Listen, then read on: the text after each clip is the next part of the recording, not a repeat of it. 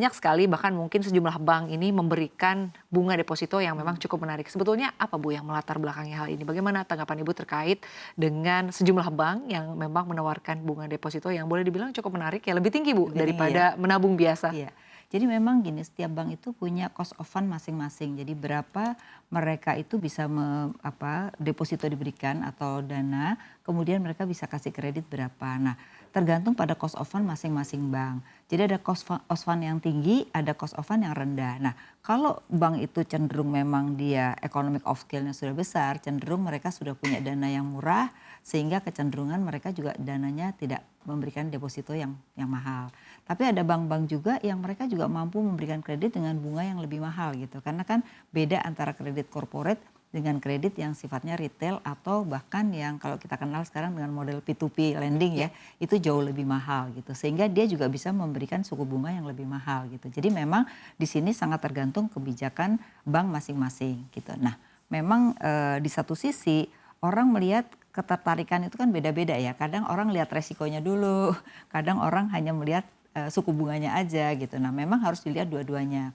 Kalau memang itu di atas, misalnya kan sekarang ada LPS lah ya, gitu. Misalnya apakah di atas itu membahayakan atau tidak? Menurut saya tidak juga, karena kan LPS itu menjamin hanya sampai dengan 2 miliar juga. Kalau orang di atas 2 miliar juga sisanya nggak dijamin juga gitu. Nah, gimana cara melihatnya? Tentu saja satu, kita harus lihat siapa pemilik bank itu. Yang kedua, bagaimana kinerja bank selama ini? Karena nggak ada bank yang baru berdiri. Bank itu rata-rata sudah puluhan tahun. Sehingga kalau kita bisa melihat progresnya bank, itu sudah kita bisa menilai bahwa bank ini pasti layak mengembalikan. Apalagi nanti 2025 juga ada namanya premi restrukturisasi. Itu artinya apa? Tingkat resikonya pun bank itu akan dijamin oleh pemiliknya sendiri. Gitu. Jadi sekarang ada dua. Sekarang hanya LPS yang dana pihak ketiga saja.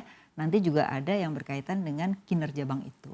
Baik Bu Afi, lalu Bu untuk edukasi bagi masyarakat begitu ya, sebelum artinya memilih deposito sebagai tempat berinvestasi atau mungkin menabung biasa begitu, sebetulnya hal-hal apa saja yang perlu diperhatikan bagi kita sebagai nasabah atau mungkin orang awam ya Bu? Iya, Apa iya. sih sebetulnya keistimewaannya dan juga mungkin hal-hal apa agar mungkin tidak terjadi hal-hal yang tidak diinginkan di kemudian hari? Iya, sebenarnya deposito atau simpanan dana masyarakat di bank itu adalah yang sebenarnya tidak berisiko dibandingkan yang kita taruh di berbagai investasi sebenarnya. Jadi itu sebenarnya zero termasuk juga sama dengan obligasi pemerintah. Risiko Ya. kecil begitu. Betul, risiko kecil. Obligasi pemerintah juga, jadi ada dua nih antara obligasi pemerintah dengan. Nah, yang kedua harus kita lihat adalah banknya itu sendiri ya. Bagaimana kinerja bank selama ini? Apakah mereka sering punya masalah atau tidak? Lalu kita juga bisa lihat siapa pemiliknya gitu. Karena kalau kita melihat dari pemilik dan kinerja, sebenarnya kita sudah bisa menilai. Nah, yang keempat, kita nggak perlu khawatir juga karena selama ini OJK itu juga mengawasi bank itu bukan hanya 5 tahun sekali, tapi setahun bisa 2 kali diawasi. Jadi sejauh ini makanya bank kita kenapa di Indonesia tidak separah seperti di Amerika, karena memang OJK itu benar-benar sebagai wasit gitu. Kalau ada apa-apa langsung dipeluit gitu, sehingga makanya kinerja bank kita dalam kondisi COVID sampai dengan sekarang itu relatif bagus gitu. Jadi artinya apa? Pengawasan itu sudah sangat bagus di Indonesia gitu. Setelah dari BI pindah ke OJK. Jadi menurut saya 4 hal itu yang harus diperhatikan. Jadi pertama adalah kinerja bank selama ini, kemudian pemiliknya itu siapa, lalu kita melihat juga si OJK-nya itu sejauh mana mengawasi, karena kalau kita boleh jujur Indonesia termasuk pengawasannya yang paling bagus gitu. Jadi so far makanya nggak ada bank sampai tutup kan kemarin gitu.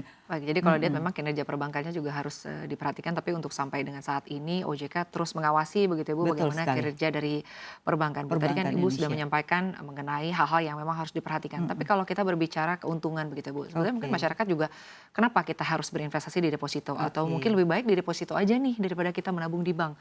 Kalau menurut Bu Afi sendiri apa Bu keistimewaan untuk kita menyimpan dana di deposito ya, selain daripada Bu Afi bilang bahwa sebetulnya kalau di deposito memang bunga mungkin lebih tinggi gitu ya, atau juga mungkin lebih aman Selain itu juga, apa gitu ya. lebih aman juga. Kalau menurut Bu Afi sendiri bagaimana Bu Iya, Afi di melihat? bank tuh kita mengenal ada 3 produk. Ada giro itu biasanya untuk bisnis ya.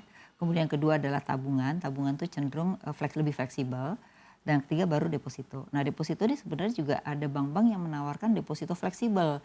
Jadi suatu waktu bisa dicairkan juga. Nah, biasanya bank ini yang tidak butuh likuiditas banyak. Tapi kalau bank butuh likuiditas banyak, cenderung deposito itu kalau di break selalu ada biaya gitu. Jadi ini juga ada policy yang berbeda-beda ya. Nah apa keuntungannya? Keuntungannya adalah ini adalah dana yang paling liquid karena sewaktu-waktu bisa kita cairkan. Karena kalau kita masuk di pemerintah, di obligasi kan kita harus cari dulu marketnya, siapa yang beli. Kalau nggak ada yang beli, kita nggak bisa cairkan. Jadi sebenarnya ini lebih untuk likuiditas masyarakat dalam menyimpan, tapi kita tetap mendapatkan bunga dari deposito itu sendiri. Itu sih keuntungan dari, makanya jangka waktunya 1, 3, 6, setahun sampai 2 tahun gitu. Tapi ini kan sebenarnya lebih jangka pendek ya. Nah biasanya bank-bank juga kalau dia membutuhkan dana yang cukup jangka panjang, tidak hanya deposito, kadang bank juga mengeluarkan obligasi juga gitu. Tapi lebih obligasi corporate dan itu ada tingkat suku bunganya tertentu gitu. Jadi artinya ini juga tergantung dari profil nasabah itu sendiri ya. Yes. Apakah memang dananya ingin diambil sewaktu-waktu. Mungkin kalau deposito kan ada tenggat waktu ya Bu, ada tenurnya begitu. Sementara kalau menabung mungkin bisa anytime bisa diambil ya Bu. Apalagi kalau misalnya kita punya kebutuhan yang memang cukup rutin begitu ya. Nah Bu, kalau kita berbicara mengenai tren kredit yang kalau kita lihat sebetulnya bahkan di tahun pandemi juga cukup meningkat begitu ya. Tapi sementara begitu Bu, ini kalau kita lihat DPK ini malah lanjut melambat.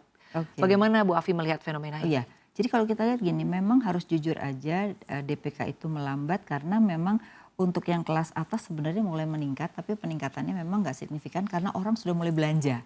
Nah selama pandemi itu memang tingkat belanja masyarakat berkurang, maka dana masyarakatnya meningkat. Nah sekarang sudah berkurang tapi untuk konsumsi. Jadi ini dilema, di satu sisi secara ekonomi bagus karena itu dikonsumsikan, tapi secara dana pihak ketiganya jadi berkurang ya. Nah yang kedua memang kita punya saingan dalam hal ini adalah obligasi pemerintah. Nah kita tahu obligasi pemerintah sendiri bisa kasih 6%, sedangkan jaminan LPS hanya 4,7 kan. Berarti kan ini juga satu persaingan yang cukup signifikan antara perbankan dengan pemerintah sendiri gitu. Nah makanya kita juga dari pihak perbankan berharap ke depan ini antara deposito atau LPS rate dengan pemerintah ini juga punya kompromi supaya satu pilihan ini sama, tidak seperti sekarang gitu. Jadi itu juga tantangan buat perbankan karena di satu sisi kredit tumbuh sekarang hampir 8-9%. Dan itu menurut saya adalah pertumbuhan ekonomi kita sudah mulai baik sehingga permintaan akan kredit juga meningkat gitu. Nah karena kredit meningkat maka dana pihak ketiga kan dibutuhkan lebih banyak. Nah disinilah bank akan menghitung cost of fund, berapa kredit yang bisa dia salurkan suku bunganya dan dia berani berapa untuk menerima deposito itu gitu. Jadi mereka tuh masing-masing bank sudah memperhitungkan berapa tingkat spread antara kredit dengan dana pihak ketiganya.